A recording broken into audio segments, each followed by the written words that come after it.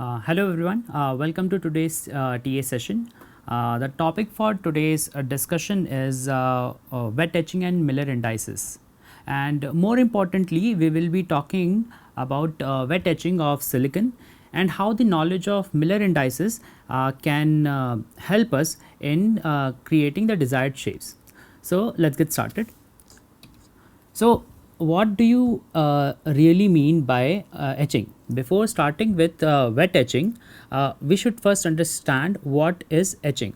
So, basically, etching is removal of the extra deposited layers that you have in your microfabrication process. Okay, so so what exactly are we going to etch? So there are n number of things that you might deposit, and in order to pattern them, you will have to etch them out. For example, we may have a conductive layer. Okay, so let's say you want to make an interconnect between point A and point B. Okay, a conductive path. So the idea says that first you will deposit a complete blanket of some conducting metal. Let's say either it might be a polysilicon or a metal like gold. Okay, once there is a blanket deposition, then you will pattern it using lithography or some other technique, and finally you will remove the excess material so that what you have is not something a blanket but a path. So this removal of excess material is called etching. Okay, so like I said, it can be a conductive layer. Similarly, it can be an insulative layer as well. Let's say you have a blanket of some silicon nitride or silicon oxide which is insulating your two layers, but in between you need a conductive path. So you will etch out that extra material, the desired space, and put some conductive material so that there is a connection between the two layers. Okay. Then you may also have some sacrificial layer which you want to etch out. Let's say you want to create some hollow space. Okay, so what you might do is to create that hollow space, first you will deposit some sacrificial material such as SiO2 or maybe polysilicon, and there are plenty of options. Okay, so you might fill this hollow space with some material. Once the deposition is done, the subsequent layers are done, then you will use wet etching to remove this sacrificial material so that finally you get some hollow space inside your device. Okay, then you also might have some etch masking layer, etch stop layer, or structural layer depending on the application. Now, what actual material you will be using for this etching will depend on various factors such as your application, what are the mechanical and electrical properties that you are expecting from your device or your layer, what were the previous or the subsequent steps or subsequent layers, and what is the etch process you are using, and what all chemicals you are using. These factors affect your etching process. Okay, so then comes the selection of etchants. Now we talked about etching. What is etching? That we have understood. Now we are talking about the etchants. So etchants are nothing but the chemicals which you will be using to carry out this etching process. Okay, so we cannot use any etchant. Okay, so depending on your application, and more importantly what all materials you want to etch out, you will carefully select your etchant. So there are certain factors which you must keep in mind before selecting them. The first one you see is the etch rate. Okay, etch rate is basically how fast or how slow your etching process will be. Okay, so if you are selecting an etchant which etches your layer or completes the process within a couple of seconds, it is really difficult to control. So what happens is, let's say my etching process is getting completed within 5 seconds. So if I am a few milliseconds early or a few milliseconds late, I might end up with a under etched or an over etched process. So first thing is that that speed, right? The speed should not be too fast, the etch rate should not be too fast. But on the contrary, on the extreme other end, it should not be too slow as well. Let's say you have a device, and now you are making a device and you want to etch the layer. It should not take like a few hours. So there should be an optimum etch rate, and accordingly you must select your etchants. Okay. Next thing, it should not corrode or react with the protective layer. Let's say I have this layer which needs to be etched. Okay, and here this is the area which I want to etch. So if I directly subject it to the chemical, okay, so the entire thing will be etched, but I don't want that. So what I'll do, I'll create a etch mask. Okay, this material will protect the layer which I want to etch, this layer, from these chemicals. Okay, so what will happen if in case my etchant or my chemicals are corroding my protective mask as well, then the process fails. It doesn't make any sense. So the one of the criteria for selecting the etchant should be that my etchant, this is my etchant or the chemical, it should not affect my protective mask. Okay.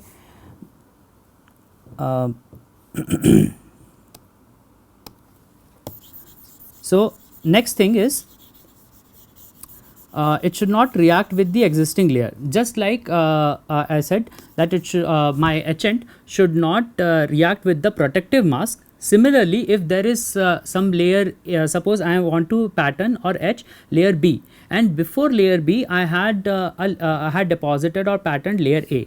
Now what if my etchant, apart from along with etching my layer B, also etches my layer A? Okay, then the previous steps what I had done will be wasted. So another criteria is it should not react with my existing or previous layers. Okay, and the most important thing is high selectivity. Now ideally my etchant should not etch away my protective mask, but practically it doesn't happen all the time. Sometimes it will happen that my protective mask is also being etched. So there is this concept of selectivity. Okay, so selectivity is basically the ratio of the etch rates of the material which is to be etched and the material which I don't want to etch. So this the material which I don't want to etch might be my protective mask. Okay, or let's say the previous layers which I had. Okay, so this selectivity of the etchant should be high, so that I am etching only the material which I want to and not the other way around. Now let's say let's talk about the types of etching. Okay, so broadly we can classify the etching process into either wet etching or dry etching. In wet etching, what essentially happens is my entire sample will be submerged in a chemical bath, a liquid chemical bath, and the reaction will be taking in all the directions. Okay, my etchant will be going in all the directions, but as you can see here. But what happens in dry etching? In dry etching, we are not using a liquid chemical, but a mixture of free radicals and plasma, and this dry etching process is highly directional, as in my etching will dominate in the direction where my plasma is directed. So we have certain techniques like RIE and DRI in order to get very straight walls and highly directional etching. Now let's talk about the types of etching more aligned towards wet etching. So in the first case, we can see there is something called as isotropic etching. Iso, what does it means is equal. So isotropic etching means equal in all the directions. So like I said, in wet etching, my sample or my device would be submerged in a chemical bath. Okay, and the chemicals will attack from all the directions. So if you can see here in this image on the left, you see this green region, this is basically sacrificial SiO2. Okay, when I am putting it in SiO2 etchant or the desired chemical, the chemical enters from all the sides. It attacks this green layer from all the sides wherever possible and completely removes it. Okay, this is called isotropic etching because the etching is taking place in all the directions, and ultimately we have some sort of hanging structures, like as you can see in this figure. Now in wet etching we might also get some anisotropic etching. Okay, anisotropic etching means not equal in all the directions, and definitely if you talk about dry etching is highly anisotropic. But in wet etching also, due to concept called crystal planes, we will end up with anisotropic etching as well. And ideally, if you have an isotropic etching in anisotropic etching in isotropic etching in case of wet etching, you will get something like a spherical hole or something. But specifically if we talk about silicon, because of the crystal planes, we might end up with some sort of pyramidal shape, as you can see here, and there will be some angle. How this angle comes, we'll see in a moment. Now let's talk about the etch anisotropy. Like we said, in the isotropic etching, it means it's same in all the directions. Okay, and the lateral etch rate is about the same as the vertical etch rate. What does it mean is, let's say this is my sample and here I had my protective mask, which ideally shouldn't be etched away by the etchant. Now if my chemicals are attacking from this window, okay, so some etching will be there in the in the vertical direction. This is the vertical direction and this is the lateral direction. Okay, so what will happen is my chemicals will attack from the etch rate would be same in lateral direction as well as the vertical direction. So if you see, this etch rate and this etch rate will be equal. Okay, and also this etch rate, it does not depend upon the orientation of the mask edge. This we will see when we talk about the anisotropic etching of silicon at a later stage. Okay, now if we talk about anisotropic etching, like we already discussed, the etch rate depends on the orientation of crystal planes. Okay, this also we will see when we talk about Miller indices. And the lateral etch rate can be larger or smaller than the vertical etch rate. That means these arrows what I have drawn, this depict the etch depth in the lateral and vertical direction. If they are equal, that means it is isotropic etching.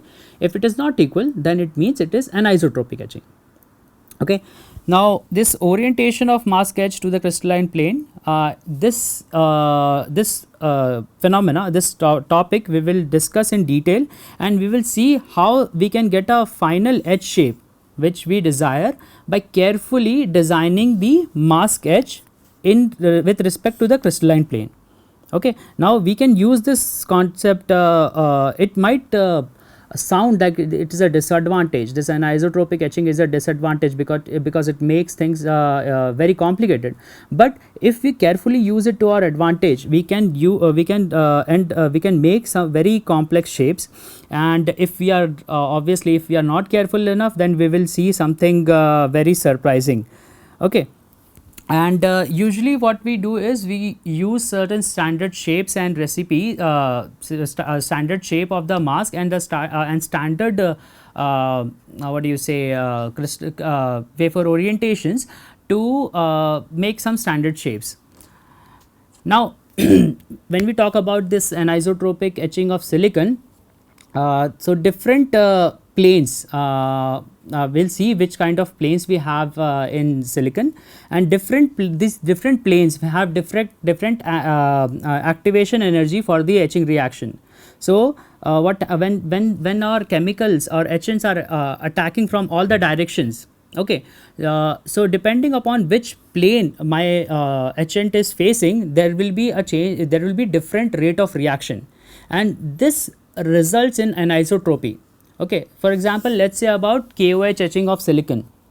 Okay, it is not diffusion limited because my chemical is diffusing anywhere, everywhere, okay, in all the directions, but it is reaction rate limited because of these activation energy of the different planes.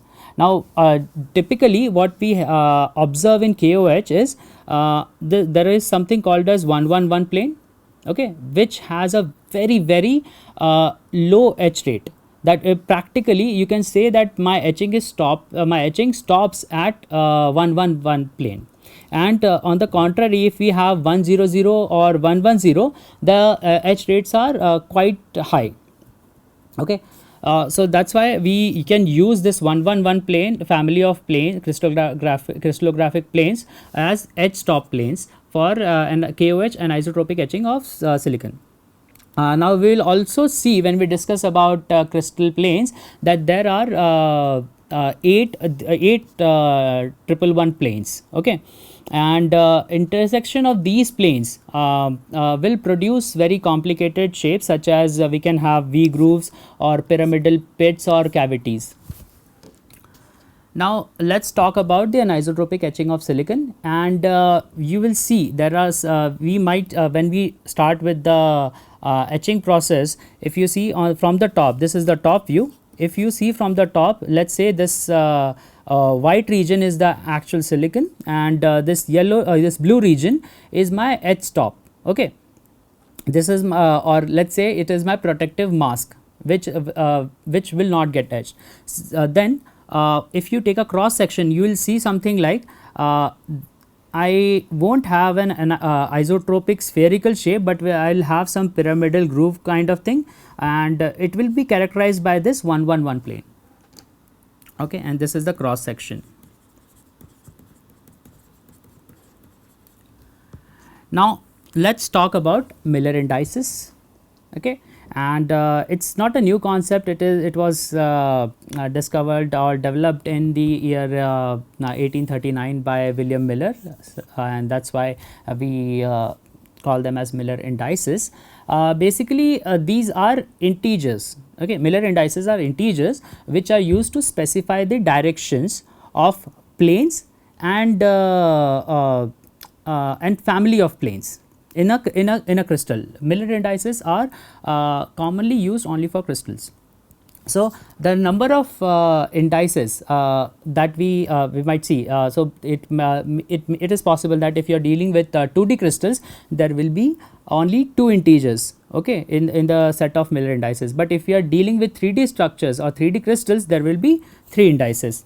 So yeah, so now let's talk about what exactly do these Miller indices actually talk about. Okay, so if you see a unit cell, so if you are talking about crystals, okay, then the smallest what do you say, element of a crystal is called a unit cell. Just like the smallest quantity of a material is an atom. Okay, if you have these atoms and you repeat this atom along the XYZ axis for a large number of times, let's say infinite times, you will have the whole material. Similarly, if you have this unit cell and you repeat this unit cell along the crystallographic axis, let's say X, Y and Z axis, ultimately you will have your entire crystal structure. Now Miller indices basically describes these unit cells. Now let's see a unit cell. Okay, what you can see here is a simple cubic unit cell. Okay, the simplest unit cell which we can talk about is the simple cubic structure. Now let's say this is a cube, like because we are talking about a simple cubic unit cell. This is a cube which is oriented along the X, Y and Z axis. You can see here X, Y and Z, and here is the origin. Okay, that's why we are denoting it by 0, 0, 0. And let's say if you move along the X axis, that distance will be called A. If you move along Y axis, that distance is called B, and along Z axis it is called C. So let's say this is 0, 0, 0, and if you move along the x axis by a, okay, and let's say you reach here this at this point, so here a equals to 1, but other quantities b and c will remain 0. Okay. Similarly, if you are moving here, so a b c equals 1 comma 1 comma 1. Okay. Similarly, if you move somewhere here, the a b and c values will be different. Okay. Now this this idea of a unit cell along the crystal along the xyz axis and having a Cartesian coordinate system is the basis for the Miller indices. And all of these points, what you can see here, which I have denoted by a red ball, are called lattice points. Now let's talk about Miller indices for directions. So here is a quick way to calculate the Miller indices for any given direction. So first thing is subtract the tail coordinates from the head coordinates and reduce it to the lowest integers and enclose them in this square brackets. So let's say in the first example on the left we see there is this this direction. Okay. So the idea says subtract the tail coordinates from the head coordinates. Now let's say what are the head coordinates here? I can see 1 0 1 and the tail coordinates are 0 0 0. Okay. If I subtract, I will get 1 0 1, and if I enclose them in this square bracket, I will get the Miller indices for the given direction, which I have denoted it here. Okay. And one thing if you notice is if I am having my what do you say, if I am denoting a point, it should be separated by commas and enclosed in a round bracket. Okay. Same thing here we will do again here. Let's say this direction what I have. Okay. What are the tail coordinates? 1 0 1, head coordinates are 0 1 0, and I will subtract them. So what I get here is 1 minus 1 1, but if you see the last line, if there is any negative sign, replace it with an over bar. So what essentially what I will be getting is 1 1 bar and 1, and enclose them in a square bracket. Now this gives me the direction which I have denoted here. Okay. Now let's move to Miller indices for a plane. Okay. So similar to this directions, what we'll do is we'll be denoting it with integers. Okay. So let's say a, b and c are the lengths corresponding to x, y and z axis. Okay.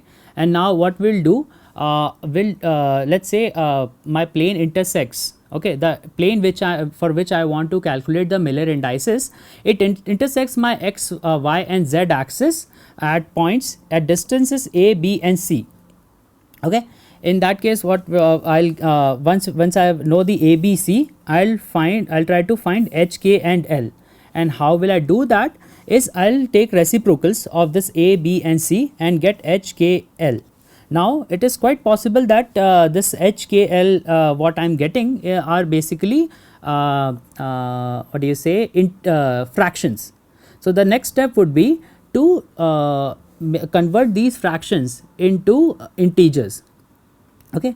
And the next step is, if there are same as the for the directions, if there are any negatives, we will express them with a bar, that is a bar, b bar, c bar.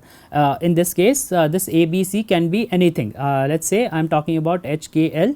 So if there is something, if I get something negative, I will replace it with a bar. Okay. And one thing to note is the Miller indices will be shown in a this round bracket. But if there is a family of such planes, I will be denoting it by curly braces. Now let's see the figure on the right. Okay. Now here what I have a cube. Okay. And I can see from this view, I can see 3 faces of this cube. Let's say I want to talk about this blue one, this blue face. Okay. If you see carefully, okay, my what do you say, my blue plane is intersecting my z axis at point C. Let's say it is point C. Okay, or in this case let's say it's a cube and it's a unit cell, so the lengths of each of the sides is unity, so it's not C, let's say it's C, but here C equals to 1. Okay, so and if you see carefully and if you observe a cube, okay, so all the faces will be parallel, opposite faces are parallel to each other, so I can also say that this blue plane is actually parallel to my xy plane. If something is parallel, we say if it is parallel, for example if we say talk about parallel lines, so parallel lines never intersect each other, and similarly my blue plane will never intersect my xy plane, that is it will never intersect my x and y axis. And in mathematics something which is never intersecting, we say it is intersecting at infinity. So I can say that my A, B, C here in this case are A equals to infinity because it is never intersecting my x axis, never intersecting y axis, so B is also equal to infinity, and it is intersecting my z axis at unity, so C equals to 1. Now the third point says that HKL will be given by the reciprocals of ABC. So what I will have is 1 by infinity, 1 by infinity and 1 by 1. So 1 by infinity becomes 0, again 0, and then we have 1. Now these are the three integers which are basically my Miller indices. So I'll enclose them in a round bracket. Okay. Now similarly if we talk about the red plane, okay, this red plane which I have here, so similarly I'll say it is intersecting only my y axis, it is not intersecting my x and z axis. So what essentially I'll be having is A is equal to infinity, B is equal to 1 and C is equal to infinity. Okay, I'll write it here, C is equal to infinity. Okay, so if I take the reciprocals, I'll have 1 by infinity, 1 by 1 and 1 by infinity, and this becomes 0, 1, 0. This is the Miller indices for the red plane. And similarly if you try it yourself, this green plane will have a Miller indices 1, 0, 0.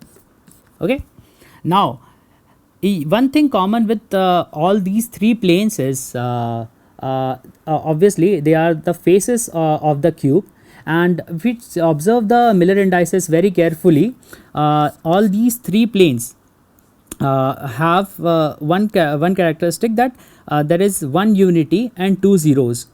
Okay, and if you want to represent them with a single let's say single set of Miller indices, I would represent them by 1, 0, 0, but instead of these round brackets I will be using curly braces. Okay, so this gives me the family of planes. Okay, family of 1, 0, 0 planes, and this is one of the most important planes in silicon crystals, and you'll also find that this is the 1, 0, 0 is the let's say most of the wafers, that silicon wafers that you will see will have a 1, 0, 0 face orientation. Now let's see another example. We will be quick, little quick in this case, because we already saw one example, but in that case what we had was a face of a cube. Okay, and that seems very intuitive. Let's say there is a plane. Okay, there is a random plane inside the crystal structure. So in this case again what we have is let's say A, B, C are the basic vectors. Okay, previously what we saw was this basic vectors were unity. Okay, one unit in each directions. So let's complicate things a little bit, and let's say the unit this vectors, unit vectors which I am having are not 1, 1, 1, but rather A, B and C. Each unit is let's say A units in each vector, basically in each direction is A units in X, B units in Y and C units in Z. So let's say I have my plane here again. in this, if you see on the right side this plane. So in the x direction what we have is 3a, okay, but the unit vector is a. So what I will write is a is equal to here, let us say previously we were writing a b c, but just to avoid any confusion let us skip that a b c part, because here we have the unit vectors at a as a b c. Okay, let us say capital A is equal to 3, okay, capital B would be equal to 2 and capital C would be equal to 2 again. Okay. Now if you remember carefully, we need to take reciprocals to find the HKL or the Miller indices. So reciprocals will be having 1 by 3, 1 by 2 and 1 by 2, but these are fractions and we need something something as integers, okay, because the Miller indices are integers. So the best way to do is, while maintaining the ratio, is multiply throughout by the LCM. So if you see 3, 2, 2, the first thing that comes to my mind is multiplying by 6. So what I'll get is by multiplying it with 6 is 2, 3 and 3. That becomes my Miller indices of this plane 2, 3, 3, as you can see here. Okay. Now quickly let us also see what will be the Miller indices of these planes. If you observe here carefully, this yeah, so this plane, okay, so this plane I have marked the points of intersection. The in the x direction the intercept is a, in the y direction also the intercept is a, and in the z direction there is no intercept because it is not intersecting my z axis. So we will say the intercept in the z direction would be infinity. Okay. So quickly if you write the ABC, quickly if we write this, it is a and infinity, and if we take the reciprocals I will be having 1 by a, 1 by a and 1 by infinity, and the LCM in this case would be a. So what I will be getting is 1, 1 and 0. So this will be the Miller indices of this plane. Similarly in this case, if we have the intercepts as a and a, okay. So it's pretty simple, we take the reciprocal 1 by a, 1 by a and 1 by a, and after taking the LCM I will be having 1, 1, 1 plane. So if you see, these are the, if you connect these 3 points you will get triangular shape, which is basically your 1, 1, 1 plane, and this is another very important plane in silicon crystals. Now this is just another random plane, just for fun I have kept it here. Let us say in this direction also you do not see a z intercept, that is because it is the z intercept is infinity, basically it is parallel to the z axis. So here if you see the intercepts are a by 2, a and infinity. Taking reciprocals would be 2 by a, 1 by a, 1 by infinity, and taking an LCM would give you 2, 1, 0. That becomes the Miller indices for this plane. Okay, then quickly we will see the Miller indices notations is like I said, if it is in a round bracket and separated by commas, then it is a point. Okay, and if it's in a round bracket without any commas, then it is a Miller indices for a plane. If it is in curly braces, then it is a set of planes or the family of planes, like you can see here 0, 0, 1, 1, 0, 0 and 0, 1, 0 will be 1, 0, 0 family of planes. And then if you talk about square brackets, okay, square brackets gives you a direction, and this kind of V brackets would give you a family of directions. For example, this in this V brackets, if you put 1, 0, 0, these are the different directions which represent this family. Okay. Now why this is important is because when we talk about wet bulk micro machining, these etching characteristics are totally dependent upon the orientation with this, and this orientation we will be showing with using this Miller indices. And in order to fabricate these microstructures with very high accuracy, it is very important that we design the mask edges with respect to the crystal directions, so that we don't end up with with a shape or a design which we did not anticipate. Okay, so we can say this that this anisotropic etching of silicon is basically a function of these crystallographic orientations or crystallographic planes.